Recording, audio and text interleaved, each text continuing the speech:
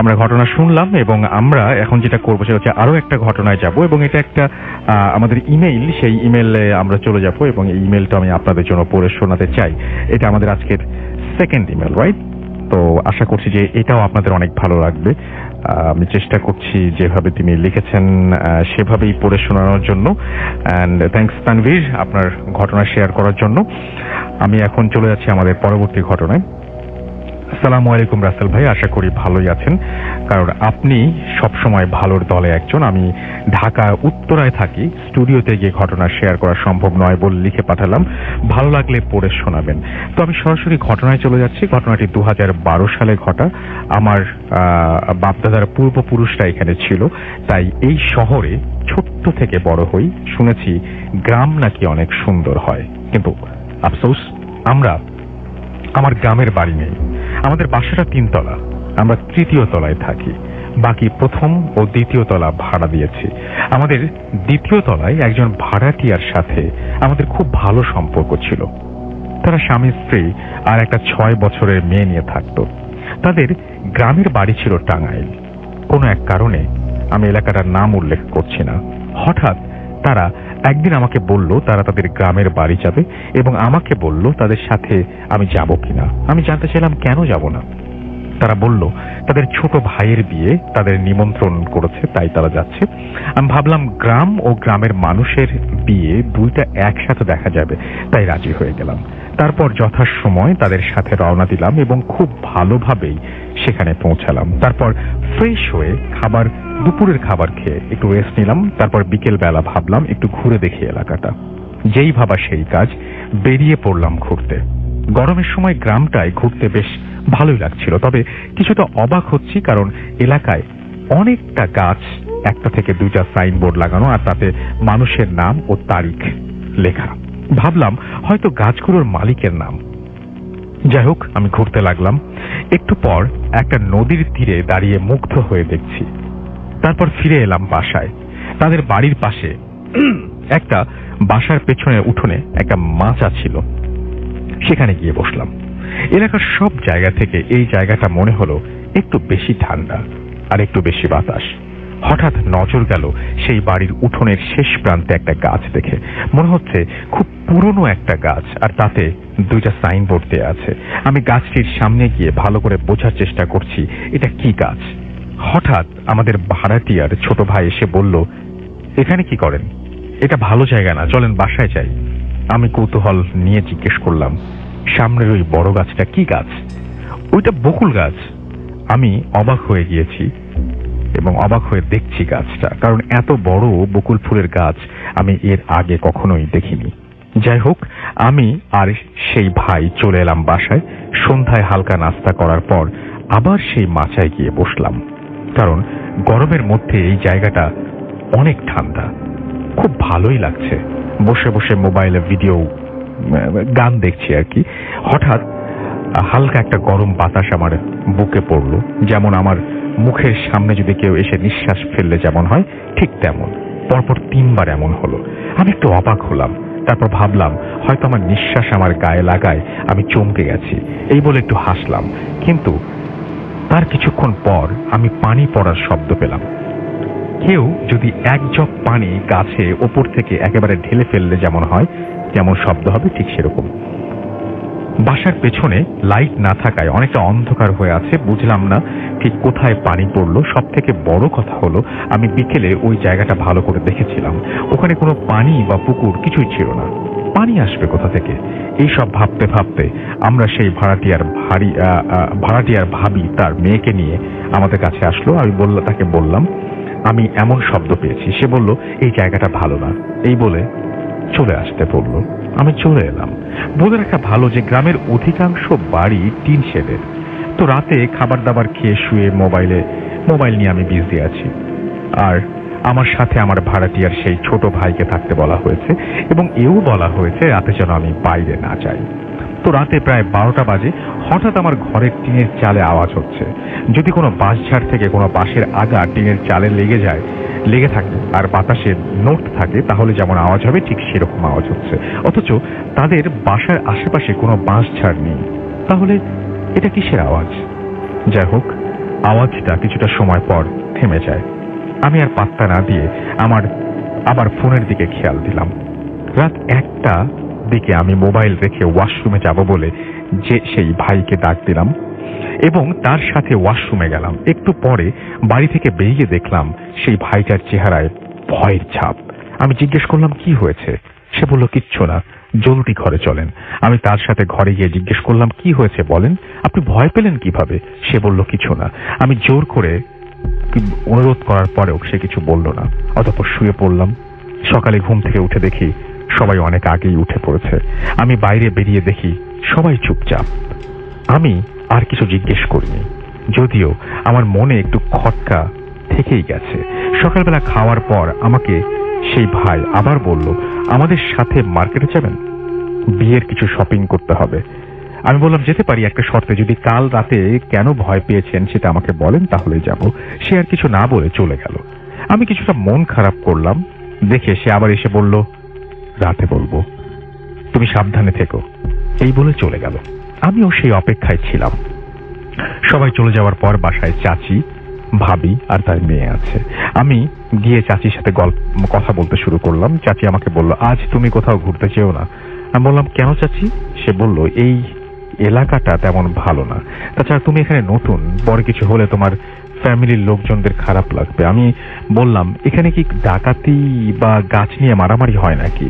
কারণ অনেক গাছে দেখলাম মালিকের নাম লেখা। চাচি কিছুক্ষণ চুপ থেকে বলল ওগুলো মালিকের নাম নয়। আমি অবাক হয়ে জিজ্ঞেস করলাম তাহলে ওগুলো কার নাম? চাচি বলল আমাদের এলাকায় প্রায় রাতেই মানুষ নিখোঁজ হয়, তাদের পরের দিন সকালেই তাদের লাশ পাওয়া যায়। কোনো না কোনো এক গাছের ডালে ফাঁস লেগে ঝুলে আছে, কিন্তু কেন বা কিভাবে মারা যায় তা কেউ জানে না। আর এমনটা বেশি হওয়ায় লাশের ডেড বডিটা বা লাশের যেখানে মারা গেছে সেই জায়গাটা মনে রাখার জন্য সেই গাছে তার নাম ও মারা যাওয়ার তারিখ লিখে সাইনবোর্ড দিয়ে রাখে। আমি অবাক হয়ে জিজ্ঞেস করলাম তাহলে পাশের বাসার পেছনে সেই বকুল গাছটা ওখানে? এটুকু বলতেই চাচি আমাকে থামিয়ে দিয়ে বলতে লাগলেন ওই বাসায় 3 ভাই ছিল, তার মধ্যে বড় 2জন ওই গাছেই মারা যায়। তারপর চাচি হলুদ বাটার কাজে লেগে যান, কারণ আগামীকাল সেই ভাইয়ের গায়ে হলুদ ছিল। আমি এই কথাগুলো ভাবতে ভাবতে সেই বকুল গাছের কাছে যাই আর অবাক হয়ে দেখতে থাকি গাছটার দিকে। ভাবতে ভাবতে এতটাই গভীরে চলে যাই, মনে হচ্ছে লাশ 2টা ওখানেই ঝুলছে। আমি আন্দাজ করতে পারছি। হঠাৎ ওই বাড়িতে কল চাপার আওয়াজ শুনতে পাই। আমি আস্তে আস্তে সেই বাড়িতে ঢুকি আর সেই বাড়িটা আন্টি দেখি যে কল চাপছে। আমি সালাম দিলাম। উনি আমাকে বললেন আরে তুমি ওদের মেহমান তাই না? আমি বললাম জি, সম্মতি দিলাম। উনি বললেন বসো। তো তুমি কি মনে করে আমাদের বাড়িতে? আমি বললাম এমনি একটু হাঁটছি, আসলে চেয়েছিলাম একটু ঘুরবো, কিন্তু চাচি যেতে মানা করলো, বলল এলাকাটা ভালো না, তাই আপনার সাথে গল্প করতে আসলাম। তারপর আমি আন্টিকে আমতামতা করে বললাম আন্টি আপনার বড় ছেলে মারা যায় কিভাবে? বলে আমি আন্টির দিকে তাকিয়ে বুঝলাম অনেক বড় ভুল একটা প্রশ্ন করে ফেলেছি। আন্টি কিছুক্ষণ আমার দিকে তাকিয়ে থেকে বলতে লাগলেন আমি আন্টির কথা স্বরূপ লিখছি, জানি না কি থেকে কি হয়ে গেল। বিকেলে ছেলেটা আমার বাজারে গেল আর ফিরে এলো না। রাতে অনেকক্ষণ অপেক্ষা করার পর অবশেষে ওর বাবাকে বলি ছেলের খোঁজ নিতে। তার বাবা তাড়াতাড়ি বাজারে গিয়ে তার বন্ধুর দোকানে গিয়ে তার ছেলের খোঁজ নেন, কিন্তু ওর বন্ধুরা বলল সে তো অনেক আগেই বাজার থেকে বাসার দিকে রওনা দিয়েছে, এখনো বাসায় যায় নাই। আঙ্কেল বললেন না, তাই তো আমি বাজারে এলাম। তারপর তার বন্ধুরা মিলে অনেক খোঁজাখুঁজি করলো, কিন্তু পেল না। পরদিন সকালে তার লাশ ওই বকুল গাছে ঝুলন্ত অবস্থায় পাওয়া যায়। তারপর বাড়িতে শোকের ছায়া নেমে আসে। বিকেলে ছেলের দাফন কাফন করার পর সবাই ঘরে বসে আছে। হঠাৎ রাত 12টার পর বাড়ির পেছনে সেই বকুল গাছ থেকে কারো হাঁটার আওয়াজ পাওয়া যায়। মনে হয় কেউ এই দিকেই আসছে। একটু পর আওয়াজটা থেমে যায়। হঠাৎ ঘরের পেছন থেকে কেউ ভাঙা গলায় বলে মা। এরপর আওয়াজ শুনে আন্টি শোয়া থেকে উঠে বসে কান খাড়া করে আবার শোনার চেষ্টা করে। একটু থেকে আবার সেই আওয়াজটা আসে। মা। এবার আন্টি বুঝতে পারে এটা তার ছেলের গলা। আন্টি কিছু না বুঝেই ঘাট থেকে নেমে ছেলের কাছে ছুটে যায়। ঠিক এমন সময় বাকিরা সবাই তাকে টেনে ধরে ফেলে। আন্টি ছেলের নাম ধরে ডাক দেওয়ার আগেই তারা আন্টির মুখ চেপে ধরে আর কানের কাছে ফিসফিস করে বলে, ও তোমার ছেলে নয়, আমাদের ছেলে মারা গেছে। ঠিক এমন সময় আবার আওয়াজ এলো, মা। তারপর আমার মেজো ছেলে বলে, কে কে ওখানে? তারপর আর কোনো আওয়াজ আসে না। তারপর থেকে প্রায় রাতে তাদের ঘরের পেছনে কেউ এসে টিনে টোকা দেয়। আবার মাঝরাতে কারো হাঁটার আওয়াজ পাওয়া যায়। একদিন আমার মেজো ছেলে তার রাতে টয়লেটে যায় কাজ, এবং টয়লেট থেকে ফেরার সময় সে কৌতূহলে গিয়ে দেখতে চায় যে কে ওখানে। টিনের গেটটা হালকা ফাঁকা ছিল, সেখানে চোখ রেখে দেখতে পায় সাদা কাপড় পরা একজন ওখানে হাঁটছে। একটু ভালো করে দেখার জন্য গেটটা খুলে আর একটু ফাঁকা করতে গেলে টিন থেকে একটা আওয়াজ বের হয়। আবার সাথে সেই অবয়বটার দিকে তাকায় আর সে দেখতে পায় সেই অবয়বটা আর কেউ নয়, তার বড় ভাই। এইটুকু দেখে সে সেন্সলেস হয়ে যায়। যখন তার সেন্স আসে তখন তার ঘরে আবিষ্কার করে সে নিজেকে, আর তার পাশে তার বাবা মা ছোট ভাইকে দেখতে পায়। তারপর সে সেন্সলেস হওয়ার কারণ জানতে চাইলে রাতের সব ঘটনা খুলে বলে। তারপর সবাই চিন্তায় পড়ে যায়, যাকে কিছুদিন আগে কবর দিয়ে আসলাম সে কিভাবে বাড়ির পেছনে হাঁটাহাঁটি করবে। কেউ কেউ বলে এটা খারাপ জিন। তারপর তার কিছু আগে আন্টির মেজো ছেলে বন্ধুদের সাথে আড্ডা দিতে থাকে এবং ফিরে আসে না। অনেক খোঁজাখুঁজির পর তাকে পাওয়া যায়। সবার মাঝে সেই একই চিন্তা বিরাজ করে। পরদিন সকালে সবার চিন্তাকে সঠিক করে সেই লাশ বকুল গাছে পাওয়া যায়। আন্টি এইটুকু বলেই আঁচল দিয়ে মুখ মুছতে লাগলেন। আমি তার আর কিছু জিজ্ঞেস করতে পারলাম না। চলে এলাম বাসায়।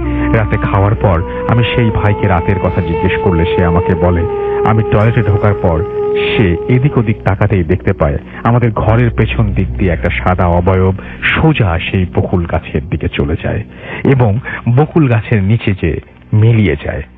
এটা দেখে সে খুব ভয় পায়, আর সে ভালো করেই জানে বকুল গাছের নিচে রাতে কে হাঁটে। আমি তাকে রাতের সেই টিনের আওয়াজের কথা বললে সে বলে, আমরা প্রায় এমন আওয়াজ শুনি। প্রথম ভয় লাগলেও এখন আর পাত্তা দিই না। তারপর আমি সেখানে 4-5 দিন থেকে ঢাকায় চলে আসি। এই ছিল ঘটনা। গুছিয়ে লিখতে পারলাম কিনা জানি না, ভুল হলে ক্ষমা করবেন। আর ঘটনাটা ভালো লাগলে পড়ে শোনাবেন। আমার ঘটনা ও লেখাগুলো ভালো লাগলে আমাকে জানাবেন, তাহলে উৎসাহের সাথে আরো ঘটনা লিখে পাঠাবো। আমার কাছে আমার নানুকে নিয়ে জিন সম্পর্কে বেশ কিছু ঘটনা আছে। ওয়েলকাম ব্যাক আপনার ভাই, আশা করছি ভালো আছেন এবং ভালোভাবে ঈদ কাটিয়েছেন। আপনাকে একটু রিকোয়েস্ট করবো যে আপনার ঘটনাটা শেয়ার করার জন্য। থ্যাংক ইউ রাসেল ভাই, আমাকে ইনভাইট করার জন্য। You are most welcome. Radio ফুর্তির সকল শুভানুধ্যায়ী এবং আমাদের ভূত এফএমের সকল শ্রোতাকে ঈদ মোবারক। যদিও অনেকদিন হয়ে গেছে, তো দেরিতে হলো ঈদ মোবারক। তো রাসেল ভাই, আজকে মানে সাধারণত দেখা যাচ্ছে যে মোটামুটি দুটো স্টোরি আমি সাধারণত বলি। তো আজকে চেষ্টা করব মানে দুটো তো বলবো এবং মানে বেশ কয়েকটা বলবো, এবং আজকে মানে আমার নিজের এক্সপেরিয়েন্স আছে এমন কয়েকটা বিষয় আজকে বলবো ইনশাআল্লাহ। মানে সাধারণত দেখা যাচ্ছে আমার নিজের সাথে নাই এমন বিষয়গুলো সাধারণত বেশি বলি। তো আজকে মানে যেটা নাই সেটাও বলবো, যেটা আছে সেটাও বলবো ইনশাআল্লাহ। তো আসলে ফার্স্ট যেটা শুরু করব সেটা আমি আমাদের রাজবাড়িরই ঘটনা, সেটা দিয়ে শুরু করব। সরি, রাজবাড়ি ঘটনা না, এটা আমাদের এটা ঘটেছিল হচ্ছে কুষ্টিয়াতে। কুষ্টিয়ার ঘটনা দিয়ে শুরু করব, রাজবাড়িটা পরে বলছি। যে ঘটনাটি যিনি শেয়ার করেছেন ওনার নাম আবু বকর। উনি এর আগেও বেশ কয়েকটা ঘটনা পাঠিয়েছিলেন, আর রাজবাড়ির আমাদের যে ভৌতিক টিম আছে বিশেষ করে সজীব ও কষ্ট করে ঘটনাগুলো কালেক্ট করেছে আর কি। তো আবু বকর ভাইয়ের ওই ঘটনাটা আজকে প্রথম বলছি আর কি। তো এই ঘটনাটি যার সাথে ঘটেছিল সেটা আবু বকর ভাইয়েরই মানে দাদির সঙ্গে। 1965 মানে 1965 সালের দিকে ওনার দাদি, ওনার বয়স তখন ছিল 16 কি 17 বছর। তো তখন ওনার বিয়ে হয় নাই। উনি তখন রাত্রে ওনার মায়ের সঙ্গে ঘুমাতেন। ওনার বাবা মারা গিয়েছিলেন আগেই, ওনার মায়ের সঙ্গে ঘুমাতেন। তো ওনার বর্ণনা অনুযায়ী মানে ওনার দাদির বর্ণনা অনুযায়ী মানে গভীর রাত্রে উনি হঠাৎ স্বপ্ন দেখছিলেন যে উনি, আমরা অনেক সময় যে রাসেল ভাই বোবা ভূতের কথা বলি, জি যে আমরা ঠিক বুঝতে পারছি যে আমি শুয়ে আছি কিন্তু আমি হাত পা নাড়াতে পারছি না, এরকম একটা বিষয় ঘটে আর কি। তো উনি, ওনার বর্ণনা অনুযায়ী উনি হঠাৎ করে উনি ফিল করছেন উনি শুয়ে আছেন, কিন্তু ওনার উপরে, বাসার উপরে যে ছাদ বা টিনের যে চালটা আছে দেখছেন যে সেটা নাই, সম্পূর্ণ শূন্য, মানে শূন্য, উপরে আকাশ দেখা যাচ্ছে এবং সেখান দিয়ে শূন্যের উপর দিয়ে শাড়ি পরা, বড় বড় চুলওয়ালা, খুব কালো কুচকুচে বিভৎস চেহারার একটা মহিলা হেঁটে যাচ্ছে শূন্যের উপর দিয়ে। জি ওটা দেখার পরে উনি স্বপ্নেই মানে বলছেন যে কি বিভৎস চেহারা এই মহিলাটার। এই কথাটা বলার পরে ওই মহিলা সেটা শুনে ফেলেছে এবং সে ওই স্বপ্নে যেটা করে সেটা হলো ওই মহিলাটা, যে বিভৎস চেহারার মহিলাটা, সেটা আস্তে আস্তে নিচে নেমে এসে ওই আবু বকর ভাইয়ের ওই দাদির গলা চেপে ধরে। আচ্ছা এবং ওনার দাদি ছটফট করতে থাকে। এখন রাসেল ভাই এটা কিন্তু ঘটছে কিন্তু টোটালটাই স্বপ্নের মধ্যে। জি তো ছটফট করছে, কিন্তু পাশে ওনার মা তো ঘুমিয়েছিলেন। ওনার মা ঘুম থেকে উঠে দেখে যে তার মেয়ে ছটফট করছে। জি তখন উনি যেটা দেখেন সেটা হলো যে ওনার মেয়ে, মানে আবু বকর ভাইয়ের দাদি, যে উনি নিজেই নিজের দুই হাত দিয়ে নিজের গলাটা চেপে ধরেছে এবং নিজেই নিজের গলাটা চাপ দিয়ে মানে আত্মহত্যার চেষ্টা করছে। তখন উনি তাড়াতাড়ি চিৎকার চেঁচামেচি করতে থাকেন, মানে ওনার মা, আশেপাশ থেকে লোক চলে আসে, সবাই পানি ছিটা দেয় এবং অনেক চেষ্টা করে দুই হাত গলার থেকে ছাড়ায়। জিজ্ঞেস করে কি হয়েছে, তখন বলে যে আমি তো এরকম স্বপ্নে দেখেছি। তো সবাই বলে ও এটা তো কোনো ব্যাপার না, এটা তো বোবা ভূতের, মানে বোবা ভূত বা বোবা চিন ধরে, এরকম তো হওয়ার হামেশাই ঘটে, এটা তেমন কিছু না, এটা বলে সবাই মোটামুটি বিষয়টা খুব স্বাভাবিকভাবেই নেয় আর কি, কেউ এটা অস্বাভাবিকভাবে নেয়নি। জি এরপর থেকে রাসেল ভাই ঘটনাটা সূত্রপাত হয়। সেটা হলো যে এর পরের দিন থেকেই মানে আবু বকর ভাইয়ের দাদির ক্ষুধাটা অস্বাভাবিক রকমের বেড়ে যায়। উনি স্বাভাবিকভাবে যে খাবারগুলো খেতেন এর থেকেও অনেক বেশি খাবার খাচ্ছিলেন। আচ্ছা এখন সবাই চিন্তা করেছে যে হয়তো বা কোনো কারণে বেশি খাচ্ছে, কিন্তু এত পরিমাণ অস্বাভাবিক বেশি খাচ্ছিলেন। দেখা যাচ্ছে ওনার বাড়ি তো মানে জয়েন্ট ফ্যামিলি ছিল, 15-16 জনের খাবার রান্না করা হতো। দেখা যাচ্ছে 15-16 জনের খাবার উনি একাই খেয়ে ফেলছেন। এইটা কিন্তু যেহেতু গ্রামের মানুষদের মধ্যে তো কিছু ওনারা বিশেষ করে জিন টিন এই বিষয়গুলো একটু মানে বেশি বিশ্বাস করেন, তখন আশেপাশের লোকজন বলল যে এটা তো স্বাভাবিক মনে হচ্ছে না, আপনি মানে ওনার আবু বকর ভাইয়ের দাদির যে বাবা তাকে বললো যে আপনি ওকে ভালো একটা হুজুর দেখান। জি হুজুর দেখালো, সে বললো তেমন কিছু না, এমনি ঝাড়ফুঁক করে দিলাম ঠিক হয়ে যাবে। প্রথম কয়েকদিন ঝাড়ফুঁকে মোটামুটি স্বাভাবিক ছিল, এরপরে অবস্থা আরো শোচনীয় হয়।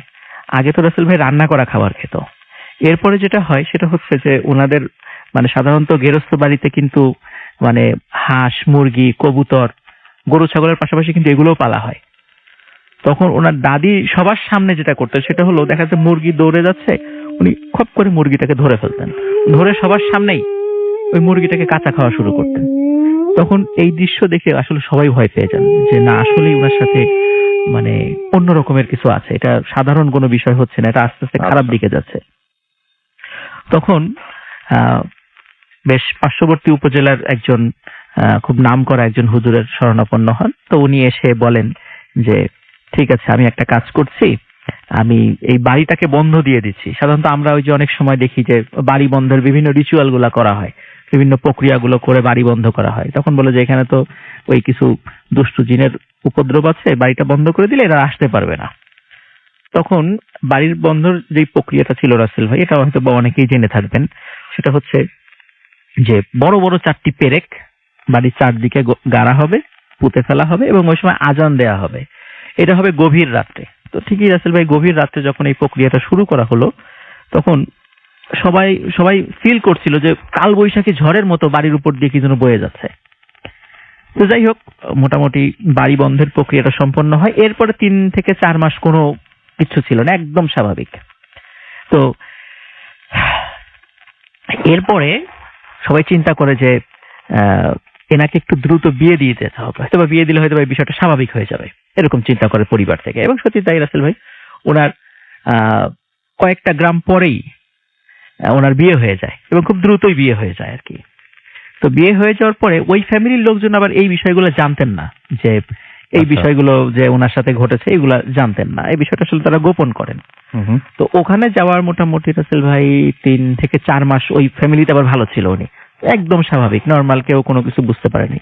তো এরপর থেকে ওই ফ্যামিলিতে কিছু ঘটনা ঘটা শুরু হয়। যেমন তো আবু বকর ভাইয়ের দাদি যখন বিয়ে হয়ে যায়, তো ওনার দাদা যখন পাশে দেখা যাচ্ছে যে শুয়ে আছেন, হঠাৎ করে দাদা ফিল করছেন যে তার স্ত্রী পাশে নাই। আচ্ছা। কিন্তু ঘরের দরজা তো বন্ধ, তাহলে কোথায় গেল? তখন উনি সবাইকে ডেকে তোলেন যে কোথায় গেল, ঘরের দরজা বন্ধ, কোথাও খুঁজে পাওয়া যায় না। আচ্ছা। তখন সবাই হারিকেন নিয়ে, ওই সময় হ্যাচাক বাতি ছিল, তখন এরকম হ্যাচাক বাতি নিয়ে সবাই খুঁজতে বের হলো। ওই ওনাদের বাড়ি থেকে প্রায় আধা কিলোমিটার দূরে ফেলুর বাঁশবাগান নামে একটা বাঁশবাগান আছে। খুব মানে দিনের বেলা ওই বাঁশবাগানের লোকজন যেতে ভয় পায়, রাতের বেলা তো প্রশ্নই আসে না। খুঁজতে খুঁজতে শেষ পর্যন্ত ওই ফেলুর বাঁশবাগানে গিয়ে ওই আবু বকর ভাই দাদিকে অচেতন অবস্থায় পাওয়া যায়। সেখান থেকে তাকে তুলে নিয়ে আসা হয়, কিন্তু উনি কিছুই বলতে পারেন না। উনি বলেন যে আমি তো ঘুমাচ্ছিলাম, তারপরে কি হয়েছে আমি কিছুই জানি না। এইভাবে রাসেল ভাই প্রায়শই উনি হঠাৎ করে রাতের বেলা ঘর থেকে উধাও হয়ে যেতেন। আচ্ছা। এবং ওনাকে বিভিন্ন জায়গায় মানে এমন এমন ওই গ্রামের এমন এমন সমস্ত ভয়ঙ্কর জায়গা যেখানে দিনের বেলার লোকজন হাঁটাহাঁটি কম করে, দেখা যেত কখনো বাঁশবাগানে, কখনো বট গাছের নিচে, এরকম নদীর পাড়ে, এরকম জায়গাগুলোতে তাকে পাওয়া যেত। এর ভিতরে রাসেল ভাই কি হয়, মাঝখানে 2 দিন ওনার কোনো খবরই ছিল না। 2 দিন অনেক খোঁজাখুঁজি করেছে, কোথাও খবর মানে হয় না। হঠাৎ 2 দিন পরে রাতের বেলা বাড়িতে মানে রাতের বেলা উঠানে ভয়ঙ্কর শব্দ, সবাই বের হয়ে যায়, দেখে ওনার দাদি পড়ে আছে অচেতন অবস্থায়। পরে সেখান থেকে তাকে নিয়ে আসা হবে। উনি এটা জানেন না 2 দিন উনি কোথায় ছিলেন। এখন আসলে এই যে সমস্যাটা হচ্ছিল, মানে এটা তো সমাধান করা প্রয়োজন, যে এরকম তো চলতে দেওয়া যায় না। তখন উনি ওনার হাজবেন্ড অনেক তান্ত্রিক দেখান, কবিরাজ দেখান, ভালো ভালো আলেমদের শরণাপন্ন হন, কিন্তু কিছুতেই হয়তো 2-1 দিন ভালো থাকে, তারপর আবার যা তাই, মানে একই রকমের সমস্যা হচ্ছিল। এবং তারপর ডাক্তারও দেখান, তো ডাক্তার ওনার বডি চেক আপ করে বলেন যে আপনার স্ত্রী বেশি দিন বাঁচবে না, খুব তাড়াতাড়ি মারা যাবে, ওই বড় জোর 2 মাস। আচ্ছা। তো এটা করে ওই আবু বকর ভাইয়ের দাদা খুব মানে মুষড়ে পড়েন এই ব্যাপারটা শুনে। তখন উনি একজন ভালো ইমাম সাহেবের একজন খবর পান, তার কাছে যান। কিন্তু ওই ইমাম সাহেব বললেন যে আসলে এই রোগের ট্রিটমেন্ট আমি করতে পারবো না। তো উনি আরেকজন মাগুরা জেলার মানে মাগুরা যে জেলা, এই বাস স্ট্যান্ড থেকে 5 কিলোমিটার পূর্বে একটি কবরস্থান আছে। তো ওই কবরস্থানের পাশে একটা মসজিদ আছে, ওই মসজিদের একজন ইমাম সাহেবের ঠিকানা দেন, যে ওইখানে যান, হয়তো উনি এই ট্রিটমেন্টটা করতে পারবেন। তো ওনারা সত্যি সেখানে যান। তো ইমাম সাহেবকে দেখে আসলে খুবই অবাক হন ওনারা। ইমাম সাহেবের বয়স মানে 20 বছরের কম, একদম ইয়াং একটা তরুণ বয়সের একটা ইমাম সাহেব। এখন ওনারা বলছেন যে এত বড় বড় তান্ত্রিক কবিরাজ দিয়ে কোনো কাজ হলো না, এই বাচ্চা একটা ছেলে, এর দিয়ে কি কাজ হবে? তো ওনারা খুবই মানে হতাশ হয়ে যান। তারপরে বলেন যে এই সমস্যা, কিন্তু ওই বাচ্চা যে ইমাম সাহেব উনি এটা রাজি হন না কাজটা করতে, বলে যে না, এই কাজটা আমি আসলে করতে পারবো না, আপনারা চলে যান, এটা আমি করবো না। আচ্ছা। কেন অত ব্যাখ্যা ট্যাখ্যা দেন নাই। তো ওনারা ফিরে যান, আর ওনারা অতটা গুরুত্ব দেন নাই যে আসলে করতে চাচ্ছে না, ঠিক আছে। কিন্তু যখন ফিরে যান আবার ওই আগের ইমাম সাহেবের কাছে, তখন বলে যে আপনারা ওনার কাছে আবার যান, এইটার যদি ট্রিটমেন্ট কেউ করতে পারে তাহলে এই পারবে, এবং গিয়ে করতে না চাইলে আমার পরিচয় দিবেন। তখন তারা ওখানে যান এবং গিয়ে ওই ইমাম সাহেবের পরিচয় দেন। আসলে এই যে ইমাম সাহেব ওই ইমাম সাহেবের কাছে পাঠিয়েছিলেন, তো ওই ইমাম সাহেবের ছাত্র হলো ওই যে বাচ্চা ইমাম সাহেব, মানে তরুণ ইমাম সাহেব, যে মানে আসলে উনি ওনার ওস্তাদ তার ছাত্র কাছে পাঠিয়েছে। তার মানে আসলে মানে তার মানে বুঝতে হবে যে ছাত্র আসলেই খুব মানে এই বিষয়ে খুব পারদর্শী। তখন উনি বলেন আচ্ছা ঠিক আছে, যেহেতু আমার ওস্তাদ পাঠিয়েছেন আমি কাজটা করব, তো একটা নির্দিষ্ট সময় দেন যে এই সময় আসতে হবে আপনাদেরকে। তো ওই নির্দিষ্ট সময় যান, একটা পূর্ণিমার রাত্রে সময় যান। তখন উনি কি করেন, ওই ইমাম সাহেব একটি সাদা কাগজে আরবিতে অনেক লেখা লেখেন, লিখে বলেন যে আপনি কবরস্থানের পাশে দাঁড়িয়ে থাকবেন একা একা, আপনি গভীর রাত্রে হঠাৎ করে একটি গাড়ি আসতে দেখবেন, কিন্তু গাড়িটা দেখে মনে হবে ঘোড়ার গাড়ি, আসলে এটা ঘোড়ার গাড়ি না। এই ঘোড়ার জায়গায় দেখবেন বড় আকৃতির 2টা কুকুর আছে, মানে এই গাড়িটা টেনে আনে 2টা বড় আকৃতির কুকুর। তো আপনি এই গাড়িটার সামনে আসার পরে আপনি ভয় পাবেন না, আপনি সালাম দেবেন, দেখবেন যে ওখানে পালকিতে মানে গাড়ির পিছনে যে পালকির মতো একটা জায়গা আছে, মানে ওখানে কোনো একজন লোক বসা আছে, কিন্তু তাদের চেহারা দেখার আপনার দরকার নাই, আপনি ওখানে গিয়ে তাদেরকে সুন্দর করে একটা সালাম দিবেন। তখন সত্যি রাসেল ভাই গভীর রাত, উনি একা একা দাঁড়িয়ে আছেন। বেশ অনেকক্ষণ পরে সত্যি সত্যি ওই গাড়িটা চলে যায়, কিন্তু ওই গাড়িটা দেখে উনি মারাত্মক ভয় পান, কারণ ভয়ঙ্কর আকৃতির দুটা কুকুর এবং গাড়ির সামনে আবার দুইটা লোক, মানে অনেক লম্বা দুটো লোক হেঁটে আসছিল। কিন্তু উনি দাঁড়িয়ে আছেন, ওই লম্বা লোক দুটো তাদের ওনাকে দেখে কিছু বলে নাই, কিন্তু গাড়ি যখন ওনার কাছাকাছি চলে আসে তখন উনি লম্বা করে একটা সালাম দেন। তখন হঠাৎ করে সব গাড়িটা দাঁড়িয়ে যায়, আর এক চুলো নড়ে না। তখন ভিতর থেকে একটা কণ্ঠস্বর ভেসে আসে, মানে ওয়ালাইকুম আসসালাম বলে যে আপনি কি চান, ভিতর থেকে কণ্ঠস্বরটা আসে। এবং ওনার ভাষ্য অনুযায়ী যে একটা পুরুষের কণ্ঠস্বর, এবং কণ্ঠস্বরটা এত সুন্দর এবং এত মোলায়েম যে ইতোপূর্বে উনি কখনোই এত সুন্দর কণ্ঠ শোনেন নাই। ভিতর থেকে এই শব্দটা আসে।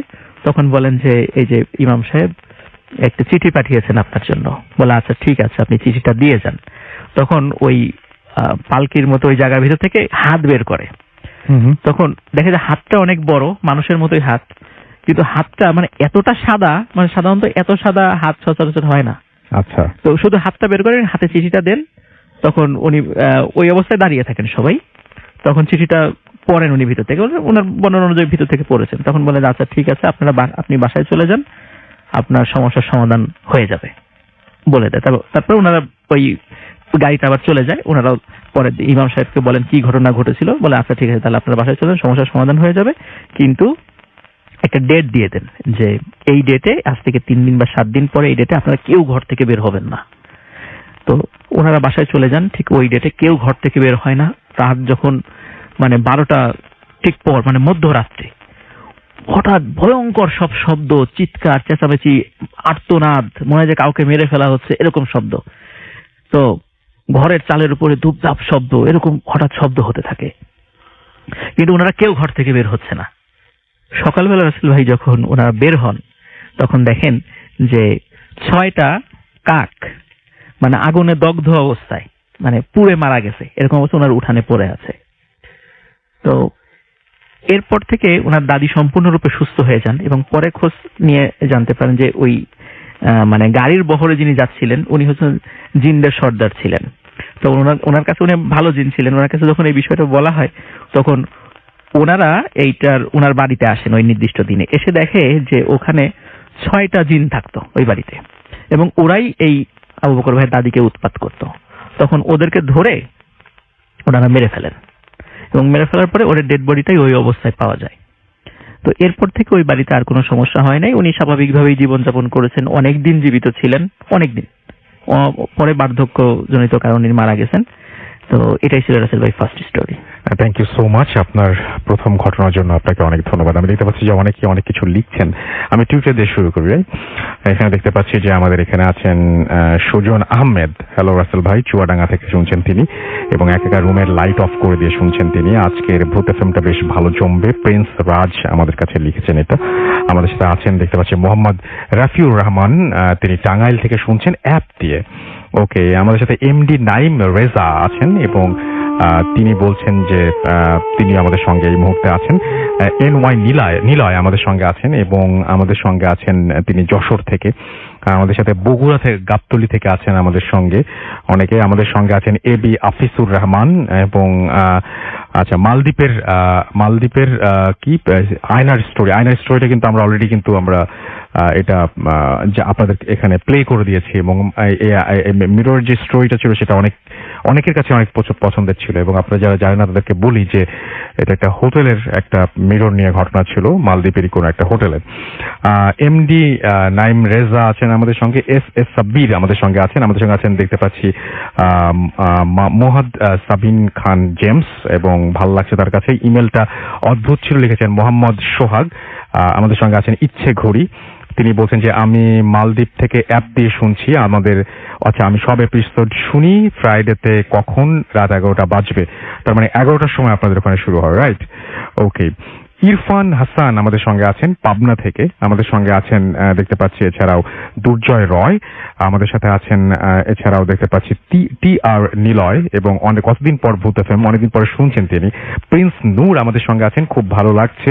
আমাদের সঙ্গে আছেন দেখতে পাচ্ছি এছাড়াও এমডি নাইম রেজা, ছাদে বসে শুনছেন তিনি। আফনান ভাইয়ের ঘটনাটা ভালো লেগেছে নিলয়ের কাছে। জাহিদুল ইসলাম ঢাকা ক্যান্টনমেন্ট থেকে শুনছেন। আমাদের সঙ্গে আছেন আহমেদ বাইজিদ, ইমেলটা ভালো লেগেছে। হয়ে গেছে। আমাদের সঙ্গে আছেন মইনুর সোহাগ, এবং এছাড়াও আমাদের সাথে আফনান ভাই মেন্স। আচ্ছা, আফনান ভাই মানে প্যারানর্মাল যে ঘটনাগুলো সেগুলো অনেক অন্যরকম হয়, সাগর লিখেছেন এটা। আমাদের সঙ্গে আছেন স্যাম, এছাড়াও আহমেদ বাইজিদ, তানজিব পৃথিবী আমাদের সঙ্গে আছেন। খিলগাঁও ঢাকা থেকে শুনছেন তিনি। এছাড়াও আমাদের সঙ্গে আরো অনেকেই আছেন। রংপুর থেকে আছেন ইমরুল রিফাত, এছাড়াও আমাদের সঙ্গে আছেন রাফিউর রাব্বি, জামালপুর থেকে শুনছেন তিনি। আমাদের সঙ্গে আছেন দেখতে পাচ্ছি সঞ্জিত, এবং তিনি শুনছেন অ্যাপ দিয়ে। আমাদের সঙ্গে আছেন জান্নাত নাইম, এছাড়াও আছেন আমার ঈদ মোবারক জানিয়েছেন ইমন, চট্টগ্রাম থেকে শুনছেন তিনি। আমাদের সঙ্গে আছেন গোপালগঞ্জ থেকে মনিউর সাগর, এছাড়াও দেখতে পাচ্ছি মাদারগঞ্জ জামালপুর থেকে আছেন রকিবুল। আমাদের সঙ্গে আছেন কাতার থেকে এই মুহূর্তে শুনছেন মোহাম্মদ নাসির। আমাদের সঙ্গে আছেন দেখতে পাচ্ছি রুহুল রয়, এবং কাতার থেকে যেহেতু নিশ্চয়ই আপনি অ্যাপ দিয়ে শুনছেন, এবং আমার মনে হয় যে ভালো লাগছে আপনার কাছে। আমাদের সঙ্গে আছেন এছাড়াও চাঁপাইনবাবগঞ্জ থেকে রেজা, আমাদের সঙ্গে আছেন রাজন, নাটোর থেকে শুনছেন ইমতিয়াজ আহমেদ, আমাদের সঙ্গে আছেন সাব্বির খান, আমাদের সঙ্গে আছেন আরো অনেকেই। থ্যাংক ইউ ভেরি মাচ আমাদের সঙ্গে থাকার জন্য। এবং ফেসবুকে অনেকে দেখতে পাচ্ছি এই মুহূর্তে আছেন। আমাদের সঙ্গে আছেন ইলিয়াস রহমান, আই লাভ আপনান ভাই লিখেছেন এটা। আমাদের সঙ্গে আছেন দেখতে পাচ্ছি স্টুয়ার্ট রিয়া, এবং তিনি খুলনা থেকে শুনছেন, এবং তিনি লিখেছেন বেস্ট উইশেস ফর ভূত এফএম লিসনিং ফ্রম খুলনা। আমাদের সঙ্গে আছেন এনবি দোলন, এবং আমার টেক্সট পড়বেন ভাইয়া প্লিজ, পড়ে ফেললাম। এমডি আরিফ আমাদের সঙ্গে আছেন আজকের। আচ্ছা, তিনি লিসনিং ফ্রম রাজশাহী আছেন প্রিন্স ফারহান। এমডি আলিফ একটু তার কাছে ভয় লাগছে বোধ হয়। আমাদের সঙ্গে শাওন চৌধুরী আছেন, তিনি লিখছেন যে আজকেও চলে আসলাম। তানহা আফরিন আশা আমাদের সঙ্গে আছেন, এবং তিনি খুলনা থেকে শুনছেন এই মুহূর্তে। এমডি ইফতি আমাদের সঙ্গে আছেন। আমাদের সঙ্গে আছেন দেখতে পাচ্ছি এছাড়াও মোহাম্মদ মুরাদ সহ আরো অনেকে। থ্যাংক ইউ ভেরি মাচ যারা আমাদের সাথে আছেন এবং শুনছেন আমাদেরকে। এবং অনেকেই লিখছেন যে আনোয়ার হোসেন মানিক যেরকম জানতে চেয়েছেন যেটা আসল পেজ কিনা, www.facebook.com/bhutfm.russell এইখানে এসে যদি আপনি খোঁজ করেন তাহলে এই পেজ ছাড়া অন্য কোনো পেজে যাওয়ার কোনো চান্স নাই। আমাদের সঙ্গে আছেন দেখতে পাচ্ছি অপূর্ব খান জুয়েল, এবং তিনি ইন্ডিয়া থেকে শুনছেন, এবং তিনি আমাদের ইন্ডিয়ান ফ্যান সেটা লিখছেন। থ্যাংক ইউ ভেরি মাচ আমাদের সাথে থাকার জন্য। এবং আপনারা প্রচুর আমাদেরকে ইমেল দেন, সেটার জন্য আপনাদেরকে অনেক অনেক অনেক অনেক ধন্যবাদ। চিলমারি কুড়িগ্রাম থেকে শুনছেন আব্দুল্লাহ আরাফাত, এছাড়াও নোয়াখালী থেকে আছেন আমাদের সঙ্গে আছেন দেখতে পাচ্ছি বরিশাল মেডিকেল কলেজ থেকে শুনছেন এমডি মিরাজ হোসেন সহ আরো অনেকে। থ্যাংক ইউ ভেরি মাচ আমাদের সঙ্গে থাকার জন্য। ছোট্ট একটা বিরতি নিব, বিরতির পরে আবারও ফিরে আসবো, জাস্ট 30 সেকেন্ডের বিরতি, তারপর আবার ফিরে আসবো। তো আমাদের সঙ্গে থাকুন, stay tune two radio Foorti FM and do ফুর্তি।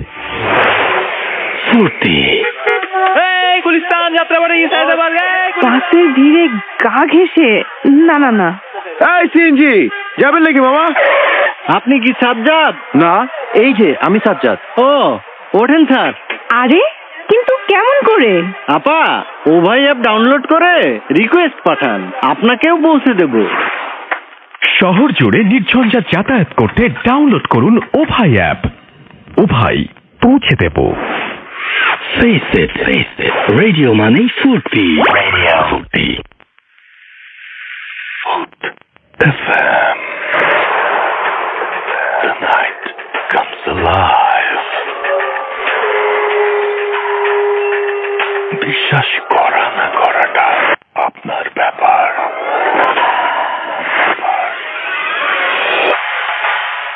একদমই তাই, বিশ্বাস করা বা না করাটা আপনার ব্যাপার। You are listening to radio Foorti FM. ঘড়িতে সময় রাত 12:27 আমি রাসেল আছি, সাথে চলছে ভূত এফএম, এবং আমাদের আরো একজন নতুন অতিথি আমাদের সাথে আছেন।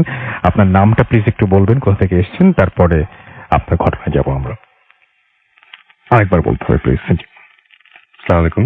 জি, ওয়ালাইকুম আসসালাম। কৌশিক, আমি থাকি হলো মিরপুর। জি। আর এই তো আজকে আমার ঘটনাটা হলো আসলে গত বছর শীতের সময় আমি যাই হলো আমার দাদাবাড়িতে। জি।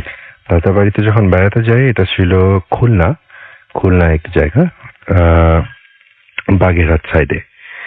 তো রাত্রেবেলা শীতের সময় তো গ্রামে এমনি আপনার অনেক কুয়াশা থাকে আর ছিমছাম থাকে, চুপচাপ থাকে বেশি। তো আমরা উপরের তলায়, দোতলা একটি বিল্ডিং, দোতলায় আমরা ঘুমাচ্ছি। তো আমি, আমার ওয়াইফ এবং আমার বেবি।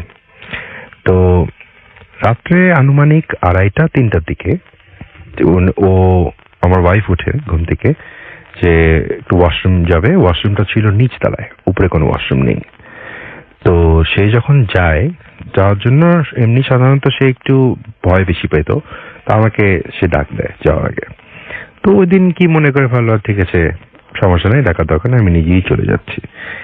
তো সে যখন যায়, দরজাটা খোলার পরে সে একটা শব্দ শোনার পরে ভয় পেয়ে আর বের হয় না, দৌড় দিয়ে এসে আমাকে ডাকে যে দেখো তো একটা আওয়াজ পেলাম, কি এটা, মানে কেউ আছে নাকি, তুমি দেখো, আমি বেরোবো না। তা আমি উঠলাম, দরজাটা খুললাম। তো দরজা খুলে দেখলাম একটা পা, এবং সাধারণত আমরা মানুষের পা দেখলে জুতো টুতো পরা থাকলেও কিছুটা তো চামড়া দেখা যাবে, সেটাই। কিন্তু এ বিষয়ে এখানে এরকম কিছু নাই। এবং আমি দেখলাম যে মানুষটার পা যতটুকু দেখা গেল, হাঁটুর থেকে নিচ অংশ তা আমি শুধু দেখলাম, এবং পুরোটা সাদা, একদম ধবধবা সাদা, এবং কোনো মানে একটু ডিফারেন্ট, মানে এরকম তো দৃশ্য কোনোদিন দেখিনি আমি। তো আমার মনে হলো না, এটা হয়তো পাঞ্জাবি পায়জামা পরা কোনো লোক হতে পারে, সাদা মোজা পরাও হতে পারে। সন্দেহ মনে করে আমি রুম থেকে বের হলাম। পাশেই আর একটা রুম আছে, ওই রুমে পাটা চলে গেল, আমিও পিছন দিয়ে ঢুকলাম। পিছন ঢোকার পরে দেখি রুমের দুপাশে দুটো সিঙ্গেল খাট আছে। এক সাইডে খাটে একজন শুয়ে আছে এবং পা থেকে মাথা পর্যন্ত চাদর দিয়ে ঢাকা। আমার তখন মনে হলো ঠিক আছে, আমার ছোট চাচা আমরা ঘুমানোর আগে দেখেছিলাম সে ওখানে ছিল ওই ঘরে, ফোন নিয়ে ফেসবুকিং বা কিছু একটা করছিল। তো আমার মনে গেছে চাচা হয়তো এখানে নিচে যাওয়ার কথা, কিন্তু সে যায়নি, ওইখানেই ঘুমিয়ে পড়েছে। তো ঠিক আছে, তো আমি রুমে ফেরত আসলাম যে না, এরকম কেউ তো আমি দেখলাম না, এবং সম্ভবত ওই রুমে তো চাচা ঘুমানো, ওখানে তো কেউ ঢোকেনি। তো আমার বউয়ের প্রথম সন্দেহ ছিল যে এটা কোনো চোর নাকি। তো আমার তখন একটু সন্দেহ হয়েছিল যে এটা চোর না, এটা অস্বাভাবিক কিছু, যেটা আমরা শুনে থাকি। তো আমি ওকে বললাম না ঠিক আছে তুমি ঘুমিয়ে পড়ো, এটা তেমন কিছু না। তারপরে ওকে নিয়ে আমি ওয়াশরুমে গেলাম। সকালবেলা আমি আমার চাচাকে যখন জিজ্ঞেস করলাম যে চাচা, আমরা রাত্রে এরকম একটা ঘটনা ঘটলো, আপনি তো ওই রুমেই ছিলেন, আমি তো আপনাকে দেখলাম। তখন সে আমাকে বলল যে না, আমি তো রাত্রেবেলা ছিলাম রুমে সঠিক, কিন্তু এরপরে তো আমি নিচে চলে গিয়েছিলাম আমার পরিবারের সাথে সাথে। তখন একটু ভয় লাগলো যে তাহলে কি আমি অন্য কিছু দেখলাম। পরে আমার দাদি, উনি এখন আর নেই, তো উনি তখন এই ঘটনাটা শুনে উনি অপেক্ষা করলো যে আমার স্ত্রী আমার থেকে একটু দূরে যাক, তারপরে সে কথা বলবে। আচ্ছা, তারপর আমাকে সে ডেকে নিল কিছুক্ষণ পরে, সুযোগ বুঝে গেলাম। তখন আমাকে সে বলে যে ও অনেকদিন ধরেই আছে, এবং তোর দাদা মারা যাওয়ার পর থেকে আমি প্রায় দেখি, কিন্তু সে ক্ষতিকর কিছু করে না, ক্ষতিটতি কিছু করে না, এমনি আছে। এটা তার বিশ্বাস। তো এইটার পরে মোটামুটি একটা ধারণা হলো যে ঠিক আছে, তাহলে আসলেই মনে হয় কেউ আছে। তারপরে ঢাকায় ফেরার পরে আমি আমার ওয়াইফকে বলি যে দাদির সাথে এই কথা হয়েছিল এবং চাচার সাথে এই কথা হয়েছিল। ও তো ভয়ে শেষ। আমারও ভয় ভীতি অবশ্য একটু কম, তবে এই অভিজ্ঞতার পরে একটু ইয়ে লেগেছিল যে আচ্ছা ঠিক আছে, এই আর কি ঘটনা। Thank you so much. আমাদের সঙ্গে আরো একজন অতিথি আছেন, এবং আচ্ছা আমরা তার কাছে পরে আসি। আমরা একটু আফনান ভাইয়ের কাছে আবারও ফিরে যাই, সেকেন্ড স্টোরিটা শুনবো আফনান ভাই আপনার কাছ থেকে, তারপরে আবারও ফিরে আসছি। থ্যাংক ইউ রাসেল ভাই। এবার যে সেকেন্ড স্টোরিটা শেয়ার করব, এটার সাথে আমি ইনভলভ আছি কিছুটা। আচ্ছা, অনেকদিন পরে আজকে মানে আমার মোটামুটি রিলেটেড একটা ঘটনা আজকে বলবো। রাসেল ভাই, সময়টা ছিল 2016 সালের একদম শেষ দিকে। তখন আমি এই আপনার ওয়ার্ল্ডের একটা রিনাউন্ড মাল্টিন্যাশনাল কোম্পানি একটি কুরিয়ার কোম্পানিতে আমি চাকরি করতাম, সিনিয়র এক্সিকিউটিভ হিসেবে এয়ারপোর্টে আমি জব করতাম। আচ্ছা। তো তখন আমাদের ওই কোম্পানিটা তখন আবার আরেকটা মাল্টিন্যাশনাল কোম্পানির সাথে মার্জ হয়ে যায়, মানে ওইটা কিনে নেয় আর কি। তো কিনে নেওয়ার ফলে যেটা হয়, মানে রেগুলার অনেক শিপমেন্ট আসতো। ওই শিপমেন্ট গুলো আবার আমাদের যিনি এয়ারপোর্ট মানে যিনি ম্যানেজার ছিলেন, ওই স্যারকে আবার এগুলো অনেক কষ্ট করে আবার মানে হেড অফিসে গিয়ে মানে গুলশানে এসে এটা করতে হতো আর কি। তো একদিন যেটা হয় রাসেল ভাই, উনি গুলশানে আসেন, আসার পরে উনি কাজ যাই হোক করেন আর কি। কিন্তু আমি মাঝে মাঝে আসতাম, মানে আমাদের কাজ ওইভাবে এখানে ছিল না, হঠাৎ হঠাৎ আসতাম জরুরি কোনো কাজ থাকলে। তবে এমনিতেই আমি একদিন আসি, নতুন অফিস দেখার জন্য আসি আর কি। তো আসার পরে আমি যখনই ওই মানে নতুন একটা মানে মেইন বিল্ডিং ছাড়া আর একটা বিল্ডিং এ অফিসটা নেওয়া হয় পাশেই আর কি, আর একটা জায়গায়। তো আমি যখনই রাসেল ভাই ঢুকি, পুরো বিল্ডিংটা এসি করা ছিল। আমি যখনই ঢুকি সিঁড়ির কাছ থেকে হঠাৎ করে আমার মনে হলো একটা গরম বাতাস আমাকে মানে সজোরে ধাক্কা দিল। তো আমি চিন্তা করলাম যে চারদিকে আটকানো এরকম গরম বাতাস বা এই টাইপের জিনিস আসার কথা না, তারপরে হতে পারে, হয়তো বা হতেই পারে, এই চিন্তা করলাম। তো আমি ভিতরে গেলাম, যাওয়ার পরে আমার এক কাজিন ছিল ওখানে জব করতো, তো ওর সাথে কথা টথা বলে আমি জিজ্ঞেস করলাম যে আসলে মানে ঢোকার সাথে সাথে এরকম একটা বিষয় হলো। তখন দেখলাম যে সবাই একে অন্যের দিকে মানে তাকাচ্ছে, মনে হলো যে ওরা কিছু লুকালো আর কি। আচ্ছা। তারপর যাই হোক আমি ওখান থেকে চলে আসি বাসায়। আমি এই ঘটনার 2 দিন পরে, মানে যখন কাজের প্রেশারটা একটু কম ছিল, সাধারণত আমাদের স্যাটারডেতে মাল ডেলিভারি হতো না এয়ারপোর্টে, ওই দিন আমাদের প্রেশারটা খুব কম থাকতো। আচ্ছা। তো ওই দিন আমি আমার ম্যানেজার স্যারের সাথে ঘটনাটা শেয়ার করলাম যে স্যার এই তো ঘটনা, আমি তো গেলাম, যাওয়ার পরে মানে হঠাৎ করে এই একটা বিষয় আমার কাছে একটু খটকা লাগলো। মানে আমি এমনিতেই আসলে শেয়ার করেছি ওনার সাথে। আচ্ছা। তখন রাসেল ভাই উনি ওনার এক্সপিরিয়েন্সটা শেয়ার করেন। হুম। তো উনি বললেন যে মানে 2 days ago, মানে 2 দিন আগে উনি ওই বেশ কিছু ডকুমেন্টস নিয়ে হেড অফিসে যান, যাওয়ার পরে কাজ শেষ করতে করতে অনেক রাত হয়ে যায়। তখন নতুন যে অফিসটা ছিল সেটা উপরতলায়, মানে দোতলা বিশিষ্ট একটা, মানে বাড়িটাই ছিল 2 তলা বিশিষ্ট বাড়ি। তো ওই উপরতলায় মানে গেস্ট রুম ছিল, যদি কোনো কারণে কোনো ডেলিগেটস আসে তাদেরকে থাকার ব্যবস্থা সেখানে ছিল। তখন বলা হলো যে আপনি আজকে রাতে কষ্ট করে বাসায় যাওয়ার দরকার না, আপনি এখানেই থাকেন। তখন উনি সারাদিন অত্যন্ত মানে পরিশ্রম করেছেন, তো উনি সেখানে দ্রুত কাপড় চোপড় ছেড়ে দ্রুত মানে উনি শুয়ে পড়েন। শুয়ে পড়ার সাথে সাথে মানে উনি তখনও ঘুম আসে নাই, হঠাৎ করে উনি দেখেন যে একটি মানে মহিলা ওনার রুমের মধ্যে হাঁটাহাঁটি করছে। আচ্ছা। এবং শুধু মহিলা না, আবার দেখে একটা বাচ্চা বাইরের যে করিডোর আছে, দরজাটা খোলা ছিল, বাইরের করিডোর দিয়ে দৌড়াদৌড়ি করছে। আচ্ছা। তখন উনি জানতেন যে এখানে রাত্রে কেউ থাকে না, কিন্তু নিচে হয়তো বা ওই যে আমাদের যে নাইট গার্ড এরা থাকতে পারে। তখন চিন্তা করে যে এখানে মহিলা আসলো কোথা থেকে বা বাচ্চা আসলো কোথা থেকে, এটা তো আসলে ইম্পসিবল। তখন উনি যখন লাইট জ্বালালেন দেখেন কিছুই নেই, উনি আবার নিচে গেলেন। নিচে যাওয়ার পরে যেখানে নাইট গার্ড ছিল অফিসের, তো বললো যে এখানে কি কোনো মহিলা বা বাচ্চা আপনারা দেখেছেন বা এখানে কেউ থাকে? তখন আর কি ওরা বলে যে না, তো এখানে কেউ থাকে না, এরকম তো কেউ থাকে না, আপনি হয়তো ভুল দেখেছেন, আপনি করেন, আপনি গিয়ে শুয়ে পড়েন বাসায়, মানে উপরে গিয়ে শুয়ে পড়েন। উনি শুয়ে পড়েন রাসেল ভাই। এরপরে মানে ঘটনাটা আরো মারাত্মক। জি। উনি দেখছিলেন এরপরে ওনার রুমের মধ্যে একটি মহিলা এবং একটি বাচ্চা দুজনেই গলায় ফাঁস লাগিয়ে ঝুলছে। এই দৃশ্য দেখার পরে আসলে রাসেল ভাই উনি যেই ড্রেসেই ছিলেন মানে দৌড়ে নিচে নেমে আসেন এবং দারোয়ানকে বলেন, তা আসলে বলেন তো ঘটনাটা কি? তখন ওরা বলে যে স্যার আপনি কি কিছু দেখেছেন? বলে যে হ্যাঁ আমি দেখেছি। তখন বলে যে স্যার মানে এখানে একটু সমস্যা আছে। তখন উনি সাথে সাথে অফিসের এমডি সাহেব স্যারকে ফোন করেন। ফোন করার পরে উনি বলেন যে স্যার আমি এখানে আর 1 সেকেন্ডও থাকবো না, আপনি যেভাবে হোক রাত্রে আমাকে পাঠিয়ে দেওয়ার ব্যবস্থা করেন।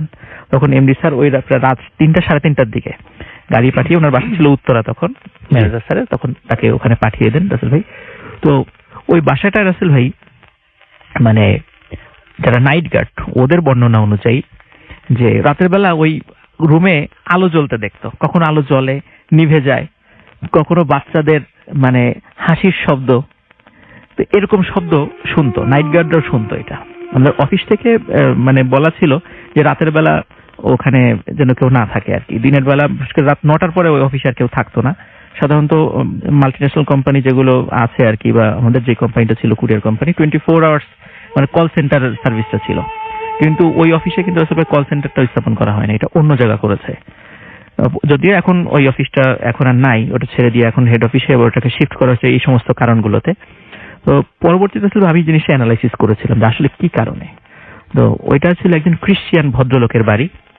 তো ওনার একটা বাচ্চা ছিল এবং ওয়াইফ ছিল, হয়তোবা পারিবারিক কলহের কারণে ওনার ওয়াইফ নিজেও সুইসাইড করে, এবং সুইসাইড করার আগে ওনার বাচ্চাকেও মানে কি বলবো আর কি, মা তার সন্তানকে আগে ফাঁসিতে ঝুলিয়েছে, তো উনি নিজেও ফাঁসিতে ঝুলিয়ে মানে সুইসাইড করে। এবং এরপরে ওই খ্রিস্টান ভদ্রলোক উনি আমেরিকাতে চলে যান। উনি এখন পর্যন্ত আর ফেরত আসেন না আমেরিকা থেকে। আর ওই বারটা বিভিন্ন অফিসের কাছে ভাড়া দিয়ে দেন, কিন্তু এই বিভিন্ন অফিস কেউই মোটামুটি 6 মাস কন্টিনিউ করতে পারেনি। এবং আমাদের যে কোম্পানিটা ছিল ওই সময় যখন আমি জব করতাম ওখানে, ওরাই মনে হয় সর্বোচ্চ 1 বছরের মতো কন্টিনিউ করেছিল। এরপরে আর ওনারা ওখানে অফিসটা কন্টিনিউ করতে পারে নাই সঙ্গত কারণে। আমি মানে বাড়িটারি বলছি না, যারা অলচন্দ্র গুলশান 2-এ থাকেন তারা হয়তো বা এই বাড়িটা সম্পর্কে আপনার অবগত আছেন। তো এটাই ছিল রাসেল ভাই, যেহেতু আমি মোটামুটি ফার্স্ট আমি এটা এক্সপিরিয়েন্স মানে করেছিলাম যে এখানে হয়তো বা কিছু থাকতে পারে, এবং সত্যি রাসেল ভাই আমি অ্যানালাইসিস করে দেখলাম আসলেই এখানে এই সমস্যাটা আছে। এটা আমাদের ম্যানেজার স্যারের সাথে ঘটেছিল এবং অনেকের সাথেই ঘটেছিল। তো আমি মোটামুটি ম্যানেজার স্যারের কাছ থেকে এই জিনিসটা শোনার পরে মানে আমি এতদিন তো আসলে বলি নাই, আজকে সুযোগ হলো আজকে এই ঘটনাটা শেয়ার করলাম। Thank you so much, thank you. আমরা আরো একটা ছোট্ট বিরতি নিব এবং বিরতির পর একটা অডিও ক্লিপে যাব এবং তারপরে আবারও ফিরে আসবো। সেই পর্যন্ত আশা করছি আপনারা আমাদের সঙ্গে থাকবেন। Stay tuned two radio Foorti FM and do ফুর্তি। গুলিস্তান যাত্রাবাড়ি সায়দাবাদ। বাসের ভিড়ে গা ঘেঁষে না। এই সিএনজি যাবেন নাকি মামা? আপনি কি সাজ্জাদ? না, এই যে আমি সাজ্জাদ। ও ওঠেন স্যার। আরে কিন্তু কেমন করে? আপা, ও ভাই অ্যাপ ডাউনলোড করে রিকোয়েস্ট পাঠান, আপনাকেও পৌঁছে দেব। শহর জুড়ে নির্ঝঞ্ঝাট যাতায়াত করতে ডাউনলোড করুন ও ভাই অ্যাপ। ও ভাই, পৌঁছে দেব। Face it, radio money Furti. Radio Furti. Hoot FM. The night comes alive. বিশ্বাস করা না করাটা আপনার ব্যাপার।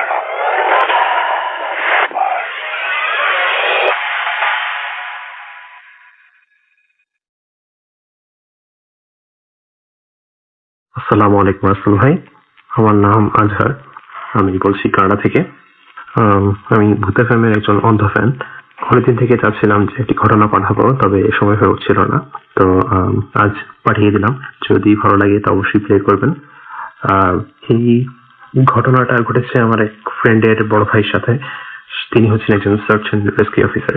তো একদিন তার সাথে দেখা হওয়ার পর তিনি অনেকগুলো ঘটনা আমার সাথে শেয়ার করেছিলেন। বেশিরভাগ ঘটনাই অদ্ভুত, কিছুটা ভৌতিক। বেশিরভাগ ঘটনা শোনার পর মনে অনেক কোয়েশ্চেন জাগে। যদি আপনাদের কাছে ভালো লাগে তো আমি তার থেকে শোনা আরো ঘটনা আমি পাঠাবো, তবে আজ ছোট্ট একটি ঘটনা শেয়ার করছি। তো ঘটনায় চলে যাই। যা বলছিলাম তার নাম হচ্ছে জিম হল। তিনি কাজে জয়েন করার 6 মাস পর এই ঘটনা ঘটে তার সাথে। তো তারা একটি কল পান যে একজন ক্লাইম্বার 2 দিন কি 3 দিন হয়ে গেছে, এখনো তার কোনো খোঁজ পাওয়া যাচ্ছে না। মানে এই সময়ের ভিতরে তার ফিরে আসার কথা, তবে আসেনি। তো যে জায়গায় এই ঘটনা ঘটে তারা সেখানে যান এবং তাদের টিম ঠিক করা হয় ক্লাইম্বিং করার জন্য। মানে তাদের ধারণা চূড়ায় বা চূড়া আশেপাশে বা মাঝপথে কোনো এক জায়গায় তিনি হয়তো হারিয়ে গেছেন, আহত হয়েছেন, সাধারণত এরকম ঘটনা ঘটে থাকে। তো তারা চূড়ায় ওঠার প্রস্তুতি নেন। তো অর্ধেক ওঠার পর ওই আহত ব্যক্তি, যার নাম কিনা রবার্ট, তাকে খুঁজে পান। তার ডান পা ভেঙে গিয়েছিল এবং খুব খারাপ ভাবে জখম হচ্ছিলেন তিনি। তার পা দেখে মনে হচ্ছিল তিনি অনেক রক্ত হারিয়েছেন এবং তার এই জখম হয়েছে মূলত উপর থেকে পড়ার কারণে। তো তাদের কাছে সেটা অড লাগে, কারণ যাকে খোঁজা হচ্ছিল তিনি একজন প্রফেশনাল ক্লাইম্বার। জিনিসটা ঘটা খুবই অদ্ভুত। তাও তারা দুর্ঘটনা হতেই পারে, সেজন্য তাকে দ্রুত হসপিটালাইজ করার জন্য হেলিকপ্টার কল করেন তো হেলিকপ্টার আসার জন্য তারা ওয়েট করছিলেন। ইন দ্য মিন টাইম কয়েকজন মানুষ তাকে আর অন্যান্য যারা অফিসার ছিলেন তারা জিজ্ঞেস করেন যে কি হয়েছিল, কিভাবে তাদের অবস্থা হয়। তখন সবাই অ্যাকচুয়ালি একটা রেশনাল এক্সপ্লেনেশনের জন্য ওয়েট করছিলেন, তবে তিনি যা বলেন সেটি হচ্ছে totally out of the box. তিনি বলছিলেন যে এখানে আসার পর দিনই তিনি ক্লাইম্বিং করা স্টার্ট করেন এবং ইভেনচুয়ালি তিনি একদম চূড়ায় উঠে যান। তো চূড়ায় ওঠার পর তা আমি বলে রাখি যে এই ঘটনা ঘটেছিল সামারে। সো সামারে নর্থ আমেরিকায় অবভিয়াসলি কোনো স্নো থাকবেই না। তো তিনি চড়ে ওঠার পর একজন লোককে দেখতে পান।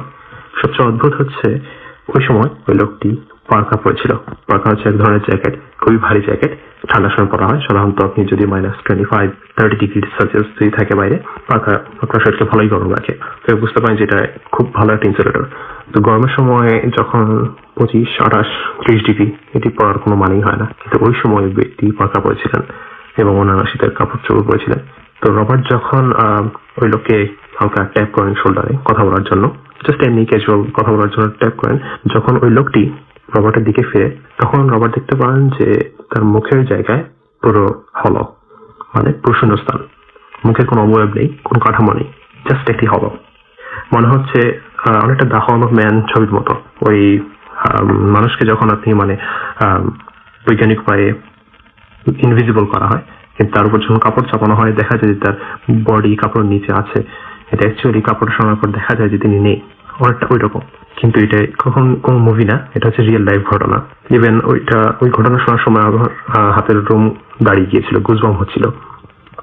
যাই হোক, তো রবার্ট ওনাকে এটা দেখে মানে পুরো শক হয়ে যান এবং এটা দেখে এতই বেশি ভয় পান যে উনি তখন নামা শুরু করেন খুব কুইকলি, মানে কোনো প্রিকশন না নিয়ে, কোনো সময় না নিয়ে যত দ্রুত পারেন নামতে শুরু করেন। এবং প্রায় অর্ধেকের কাছাকাছি আসার সময় তার পা হড়কে যায় এবং তিনি খুব খারাপভাবে পড়ে যান একটি মডারেট উচ্চতা থেকে, যার কারণে তার পা ভেঙে যায় এবং সার্ফেসটা খুবই হার্ড হওয়ার কারণে তিনি তার পাও ভেঙে যায় এবং তার চামড়া ছিঁড়ে যায় এবং খুব খারাপভাবে জখম হন এবং তিনি অনেক রক্ত হারান। তো যখন তার এই অবস্থা হয় তখন তিনি বুঝতে পারেন যে তিনি আর নামতে পারবেন না। তো তিনি একটি গর্তের মতো জায়গা আবিষ্কার করেন পাহাড়ের গায়ে এবং সেখানেই লুকিয়ে থাকেন। সবচেয়ে মজার কথা হচ্ছে যে তিনি যখন আঘাতপ্রাপ্ত হন তখন ছিল বিকাল এবং তার প্রায় 1.5 দিন পরে যদি আমি বলি তাকে খুঁজে পাওয়া হয়, তার মানে 2 রাত। এই 2 রাতই তিনি কাউকে পাহাড় থেকে ওঠার এবং নামার আওয়াজ শুনতে পান এবং কখন বিদায় চিৎকারের আওয়াজও শুনতে পান ভোরের দিকে। এই ছিল মূলত ঘটনা। এই ঘটনার পর মানে 1.5 দিন পর সকালে তাই খুঁজে পাওয়া হয়। তো এইটি শোনার পর মানে সবাই একটু হতবাক হয়ে যান যে জিনিসটা আসলে কি। জিনিসটা একবার চিন্তা করুন, সামার একজন লোক পার্কা এবং শীতকালীন কাপড় পরে রয়েছে, কিন্তু তার কোনো বডি নেই, কোনো শরীর নেই, জাস্ট কাঠামোটা রয়েছে, অন্য কিছু নেই। জিনিসটা খুবই অদ্ভুত, অবশ্যই ভৌতিক। যদি আপনি চিন্তা করেন যে আশেপাশে কোনো জনমানব নেই, জিনিসটা খুবই অদ্ভুত। তো এই ছিল ঘটনা। তো এই ঘটনা শোনার পর আমি ওই ভাইকে জিজ্ঞেস করেছিলাম যে আপনার কি মতামত, এটা কি সত্য হতে পারে কি না, মানে উনি কি কোনো ট্রমার কারণে উল্টাপাল্টা দেখছিলেন এরকম কিছু।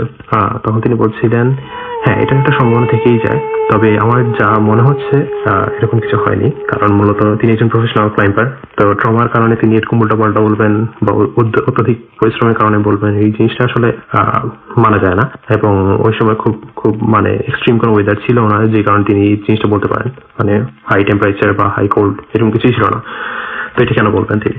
আর দ্বিতীয় কারণ হচ্ছে যে আমার জবের কারণে আমি অনেক উদ্ভট ঘটনা শুনেছি এবং এটা তার মধ্যে একটা। তো সেই জন্য আমি কখনোই এগুলো অবিশ্বাস করি না, কারণ এগুলো ঘটে। আরো অন্যান্য অনেক অদ্ভুত ঘটনা আমার সাথে ঘটেছে যা আমি দেখেছি। সাধারণত আমরা এগুলো কারোর সাথে শেয়ার করি না, কারণ অনেক সময় মানুষজন বিশ্বাস করবে না। তো রাসেল ভাই, এই ছিল আমার ঘটনা। যদি ভালো লাগে অবশ্যই শেয়ার করবেন, আর ইভেন যদি লিসেনারদের ভালো লাগে তাহলে আমি ওনার কাছ থেকে শোনা আরো কিছু অদ্ভুত ঘটনা শেয়ার করবো। তাহলে আজ এই পর্যন্তই, আল্লাহ হাফেজ। Face it, Radio Money Foodie. Radio Foodie. Hood FM. The night comes alive. বিশ্বাস করা না করাটা আপনার ব্যাপার।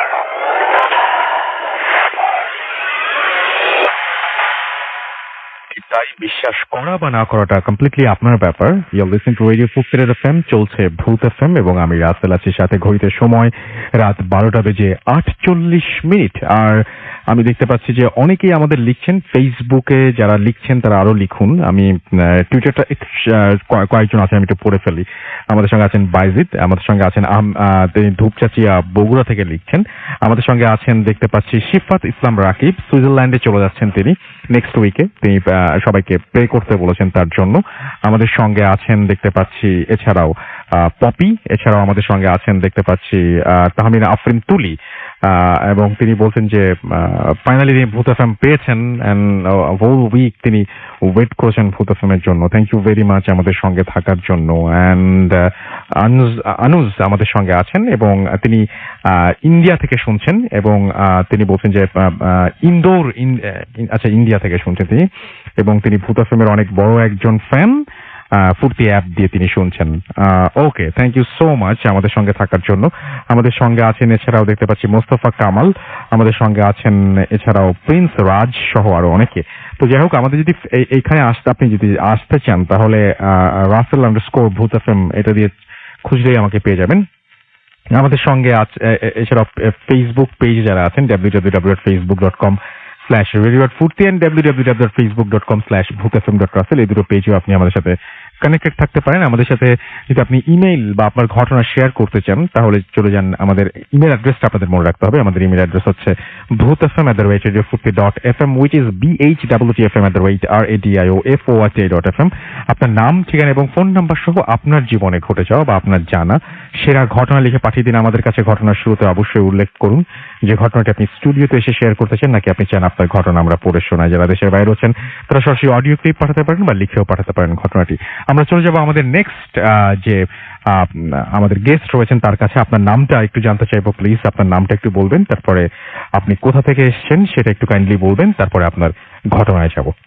জি, আসসালামু আলাইকুম। ওয়ালাইকুম আসসালাম। আমার নাম তানভীর। জি, আমি মিরপুর ডিএচএস থেকে এসেছি। জি, thank you for having me. আমার হৃদয়টা অনেক দুর্বল। আচ্ছা, আমি খুব ভীতু কিসিমের একটা মানুষ। আচ্ছা, তো ব্যক্তিগতভাবে কোনো সময় আমি এরকম ভৌতিক ব্যাপারে এক্সপেরিয়েন্সড হয়নি আমার, বাট হোপফুলি যেদিন হবে হয়তো বা আমি আর থাকবো না বলার জন্য। তো আমি যেটা বলতে চাচ্ছি সেটা হচ্ছে একটা শোনা কথা, মানে আমি আরেকজনের কাছ থেকে শুনেছি, নিজে এক্সপেরিয়েন্স করিনি। সেটা হচ্ছে আমি ছোটবেলায়, this is a story back in 95, তখন আমার বয়স 5 বা 6 বছর বয়সে, আমি আমার বাবা মার সাথে দাদা বাড়ি গিয়েছিলাম গাইবান্ধায়। জি, তখন আমাদের দাদা বাড়িটা একতলার বাড়ি ছিল, মানে ইটস সিঙ্গেল ফ্লোর, আর বাউন্ডারিটা যেটা ছিল সেটা পুরোটা তার কাটাতে ঘেরা ছিল। আচ্ছা, তো রাত তখন হয়তো বা বাজে 2:30 বা 3টা, মোস্টলি এই টাইমটাতেই সবকিছু হয়। হ্যাঁ, 3টা খুবই একটা মানে অন্যরকম ধরনের একটা ওরকমই। তো ওই টাইমটাতে আমরা সবাই ঘুমোচ্ছিলাম, তো হুট করে ছাদে মনে হচ্ছিল কেউ যিনি হাঁটছে। এখন একটা নর্মাল মানুষ যখন হাঁটবে আর যখন একজন ভারী মানুষ হাঁটবে তখন কিন্তু একটা তফাৎ হবে। সেটাই। সো যেহেতু বাসাটা সিঙ্গেল ফ্লোর ছিল, উপরে হাঁটাটা কোনো মানে হাঁটাটা প্রশ্নে আসে না, হাঁটাটা, বিকজ সিঙ্গেল ফ্লোর। আর উপরে যদি কেউ উঠে, it's either going to be একটা কেউ চোর হতে পারে অথবা ডাকাত। সো এই আওয়াজ পেয়ে স্বাভাবিকভাবে আমার বাবা মা তো না, বাবা, চাচা এবং আরেকজন ছিল আমার চাচা, তো ওনারা 3 জনই বের হয়ে গিয়েছে বাসা থেকে। এখন ছাদটা, আমাদের সিঙ্গেল ফ্লোর যে ছাদ ছিল, এটা উঠতে হলে একটা মই দরকার ছিল, মই ছাড়া ছাদে ওঠা সম্ভব ছিল না। সো ওনারা তাৎক্ষণিকভাবে মইটা নিয়ে ছাদে উঠলেন, কিন্তু কাউকে পেলেন না। আর সেই টাইমে গ্রামবাসীদের ইলেকট্রিসিটির ফ্যাসিলিটিটা কম ছিল, সো আলোটা তেমন একটা ছিল না। So they had to carry torch light in order to see যে রাতেবেলা কে কোথায় কি করছে। তো ওনারা ছাদে উঠে টর্চ লাইট দিয়ে যখন দেখলেন যে কেউ নেই, তখন ব্যাপারটা সবারই একটু নাড়া দিয়ে উঠলো যে কি অ্যাকচুয়ালি জিনিসটা কি, কারণ বাউন্ডারি তো তার কাটাতে ঘেরা, আর কেউ যদি আসেও তার তো যেতেও সময় লাগবে, আর আওয়াজ তো পাবো যেতে গেলে। তো এরকম কোনো যখন সাইন্স পেল না, তখন স্বাভাবিকভাবে সবাই একটু ভয় পেয়ে উঠলো। কিন্তু তারা যখন নেমে আসে তখন একটা কালো বিড়ালও তাদের সাথে নেমে আসলো। এইটা আমি নিজে দেখেছিলাম এবং আমার সাথে যারা আমার বাবা ছিল, চাচা ছিল, তারাও দেখেছিল। তো এই জিনিসটা আমার কাছে অস্বাভাবিক লেগেছে এবং তাদের কাছেও, যে কেউ ছিল না কিন্তু কালো বিড়ালটা ছিল, কালো বিড়াল। ফার্স্ট অফ অল সেটা হচ্ছে যে ওপরে যদি কেউ হাঁটার পরে যখন সবাই বেরিয়ে এসে যদি কেউ দেখতে চায় যে ওপরে কে হাঁটছিল, তার তো নামার রাস্তা একটাই। সুতরাং যদি ওপরে কেউ থাকে তাহলে ওই দিক দিয়েই নামবে। জি। এবং উপরে যে যখন খোঁজা হলো তখন দেখা গেল যে কেউ নাই। জি। তো কালো বিড়ালটা যখন দেখলো সবাই, তখন তাদের যে ভয়টা ছিল ওটা আরো দ্বিগুণ হয়ে গেল। আচ্ছা। তো এই এতটুকু স্টোরিটাই যেটা আমি নিজে ফেস করেছিলাম, বাট তাও তখন তো আমি ছোট ছিলাম, হ্যাঁ, অতটা আমার বুঝ ছিল না। So this was the small story that I faced during my lifetime. Thank you so much. Thank you.